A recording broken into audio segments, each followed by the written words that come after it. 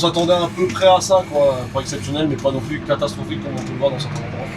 Après quelques chantiers dans des situations particulières, la CUMA de la Vège a lancé sa saison d'ensilage début août. La récolte 2026 est donc très en avance dans le nord des Pays de la Loire. Ce n'est pas une surprise, toutefois, les premières remorques apportent des nouvelles relativement rassurantes. Malgré l'absence de pluie et avec quelques adaptations, les éleveurs devraient remplir leurs silos.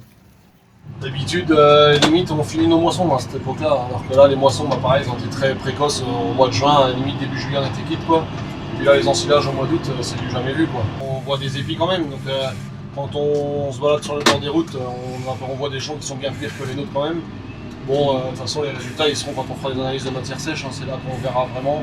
On va pas être les plus à plaindre, je pense, quoi. Mais non, on s'attendait à peu près à ça, quoi. Pas exceptionnel, mais pas non plus catastrophique comme on peut le voir dans certains endroits. Donc on devait ensiler la semaine prochaine, et en fait, le week-end, là, avec les températures qui ont relevé, le maïs ça a très vite changé. Et là, on s'aperçoit qu'on est en train d'ensiler du maïs, il doit faire 30-31 de matière sèche, donc c'est top, quoi. Si on veut essayer de faire du lait, malgré qu'il n'y a pas beaucoup de grains, il faut aller chercher du maïs un peu plus vert quand même. Il ne faut pas attendre que les feuilles se dessèchent complètement.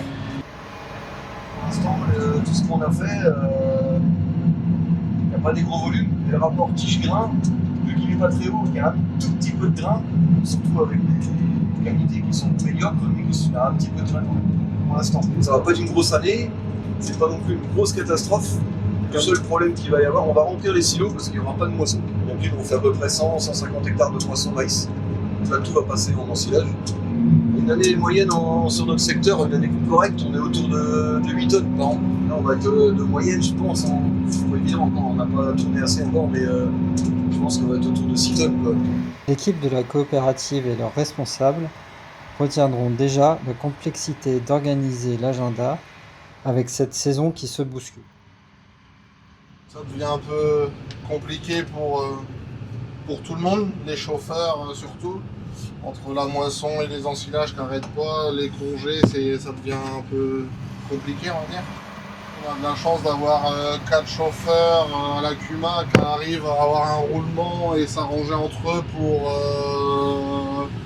prendre des congés un petit peu. Bon, les gars, ils aimeraient bien en avoir un peu plus. Bon, ils sont assez compréhensifs là-dessus, donc on arrive à caler ça à peu près comme il faut, et puis nous on arrive à les aider aussi entre deux de notre exploitation. On va faire un petit peu des heures à la CUMA.